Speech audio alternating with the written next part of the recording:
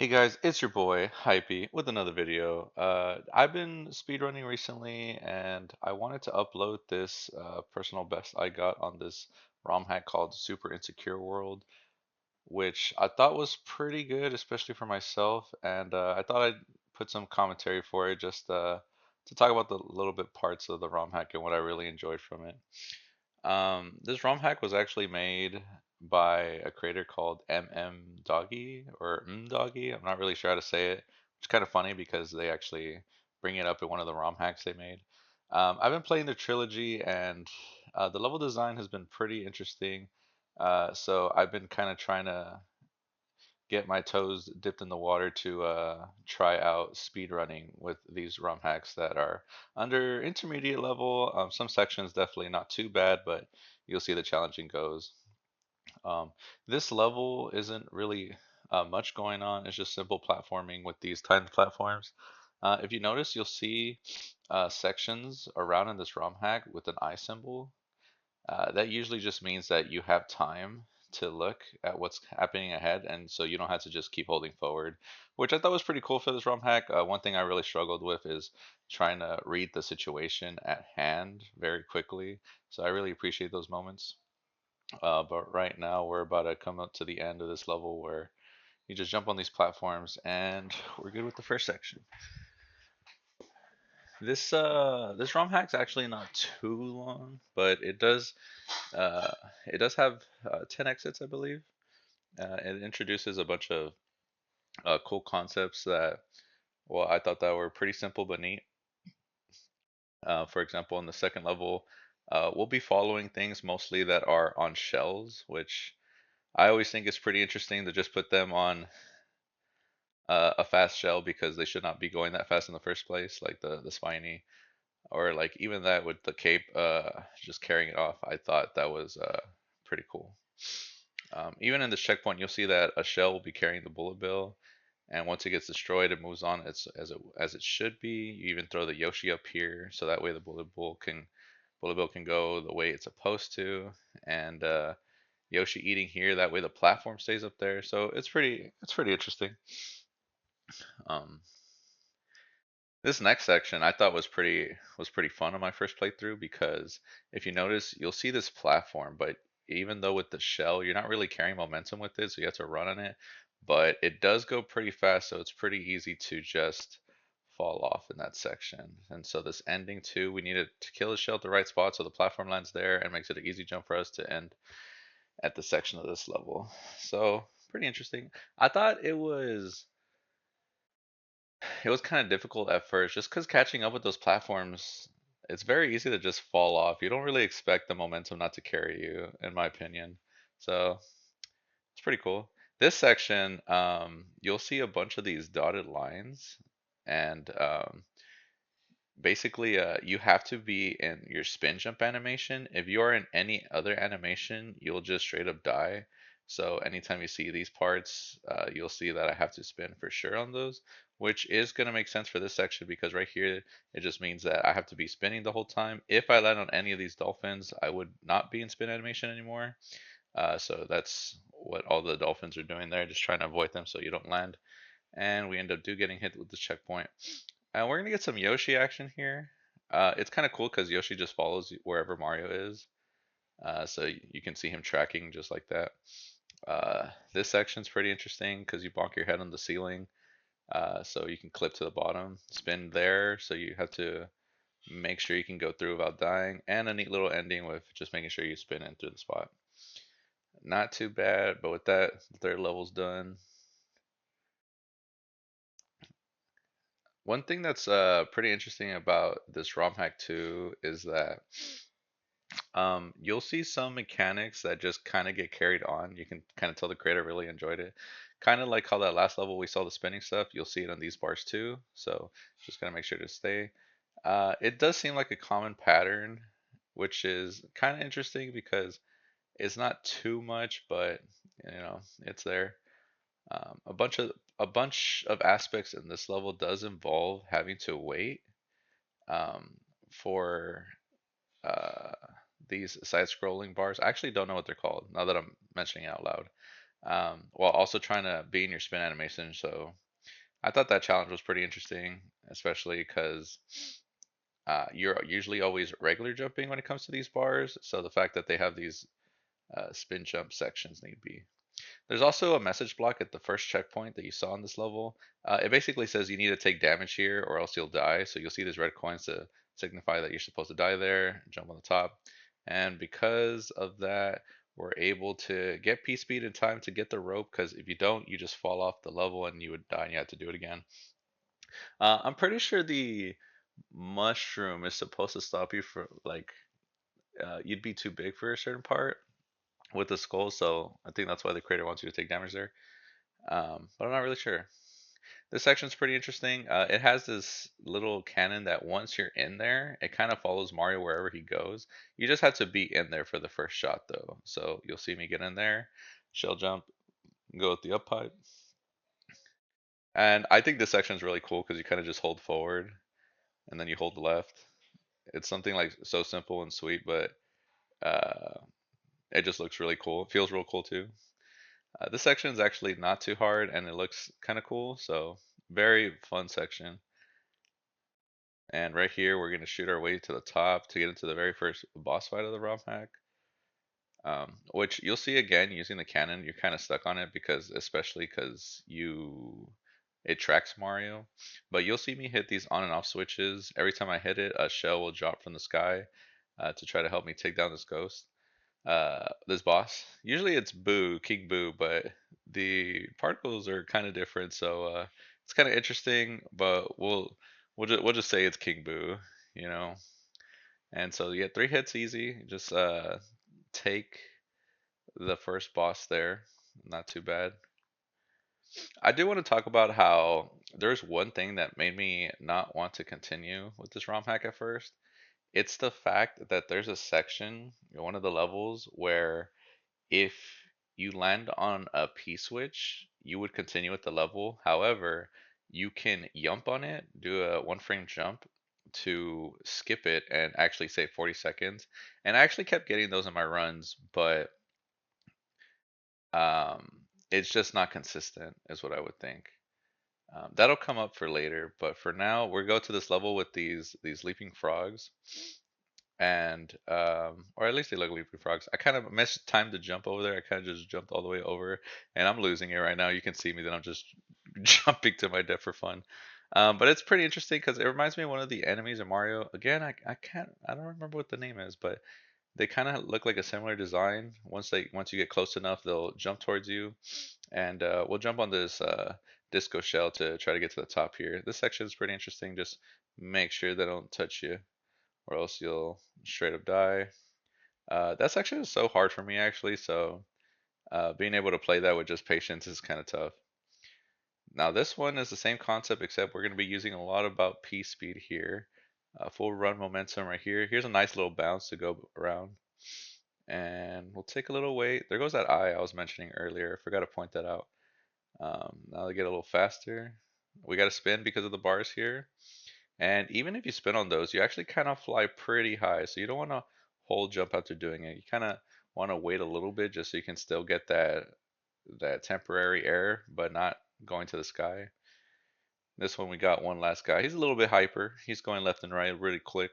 Um, you kind of guide him to the end so that we can jump. And here's a little section where they all jump at you. Fun fact, I forgot about that in my original playthrough. I forgot the whole level was about that.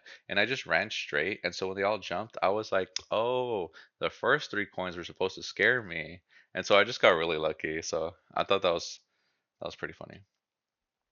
In this section, we don't really got anything too crazy mechanic wise. We do have a bunch of these buzzy beetles that we'll be using across the levels. The way they usually work is that wherever direction you go through, they will follow Mario depending on when they drop.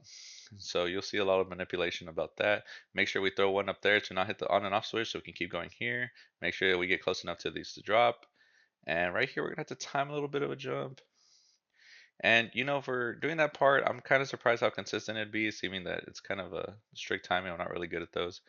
But here, hit the block, and we're just guiding ourselves with these. Pretty simple. Right here, I get clipped by that block because I'm holding to right too much. If the idea is basically if you hug the wall and then let go, you actually won't die, but you'll place yourself in the perfect spot without having to worry about anything. But I just held right for too long, and I actually got kind of nervous about that, so I moved to the left there a little bit just to avoid it, which actually could have made things a lot worse and harder.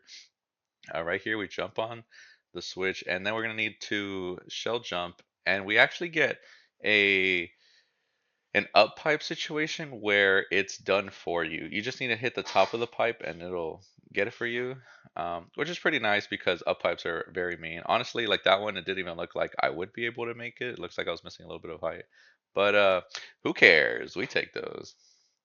Okay, so here comes the level where I was kind of mentioning about the aspect about the one frame jump. This level originally was supposed to be the one where if I had a good time and if I had a jump, I probably would not want to do this category again. However, when I was speedrunning this, the creator of this ROM hack actually saw me do this level, and I let them know about what I thought about this section, especially because of how I said losing the time. And they let me know that there's actually a strat that doesn't involve a one frame trick, and you'll see me do it in a little bit. The idea is because we can't touch the ground after we hit the P switch, we need to throw it against the wall, land on it, and hold jump while holding run, which would give us just enough momentum to be able to hit the goalpost. Because if I hit the P switch here and just fall straight down, there's 40 sections of a level. Of course, I do struggle a little bit there because fun. I actually just learned about that strat like before this run, and I only got to try for like 5 minutes before I was like, I got it. I do waste 10 seconds there compared to if I just did a jump, but honestly, I'll take it. Like a one frame trick, it's pretty tough. So pretty happy about that one. I'm not gonna lie. This section is a water level. You know you gotta have those in your ROM hack, of course. I actually think it's pretty nice. I'm a big hater of like water levels, obviously. Don't think too many people enjoy them. But I actually thought how this one was pretty nice because for the most part, you'll see that I'm actually in land, but still messing with the water particles. So like here, you'll see the platforms even being used, swimming through here. So you still have the water vibes while also still kind of just platforming like it was regular game. This one we're gonna have to stall for time by spin jumping. We had to spin jump because of that bar there, and the Koopa is trying to open up the way for us, so we do get through there. Two fishes will be chasing after us, so we're gonna be mashing on that swim button. You can see on the right side. You kind of guide the fish, which I thought was pretty cool. Sometimes it was kind of confusing why a fish wouldn't do something or why it would do something. But for the most part, I thought that section was really nice. Right here, we're gonna have to stall for a bit. The on and off switches will be hitting quite often, so the spring can come through, and then a wave of dolphins. So the dolphins are gonna try to carry us to the end.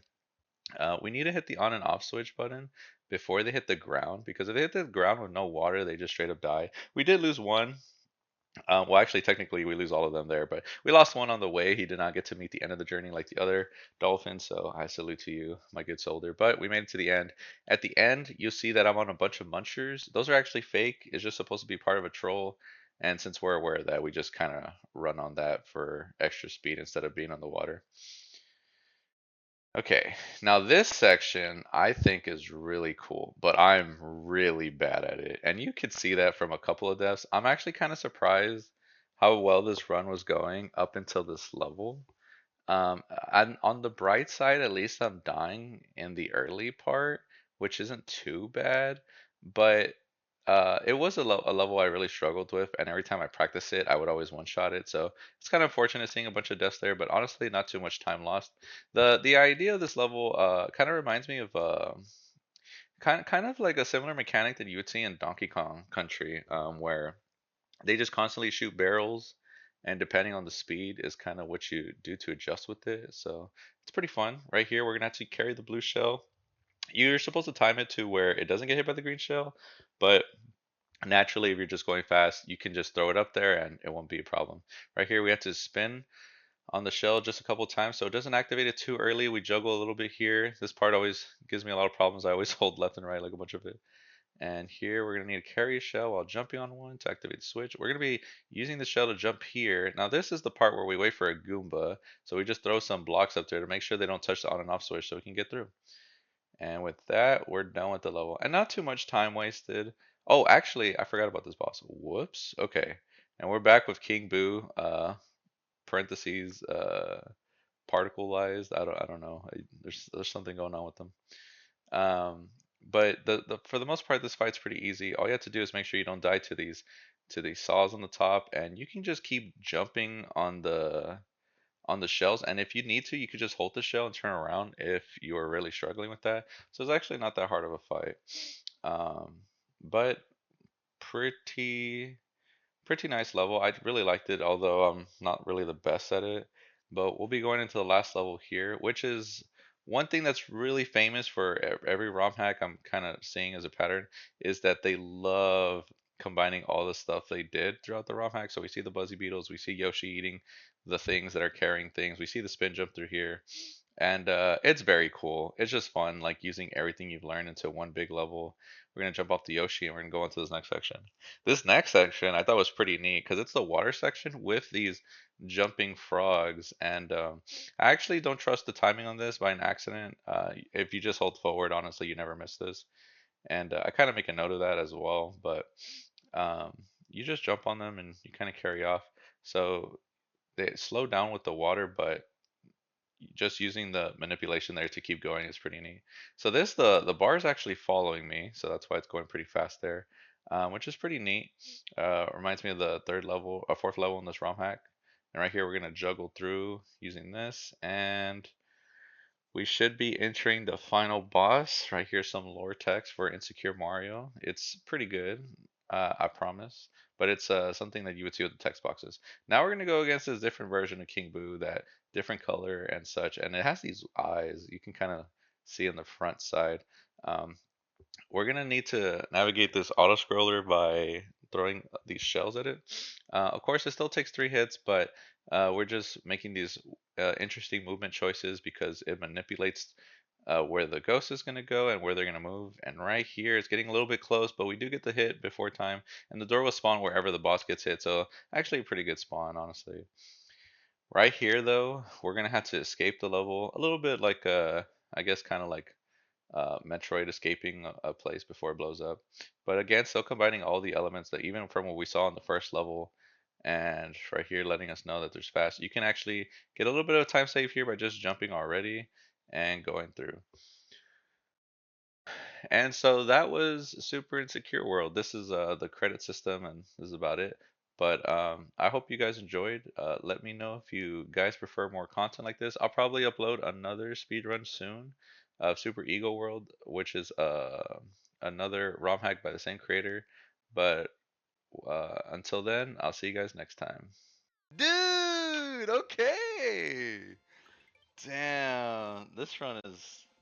I destroyed the record. Holy.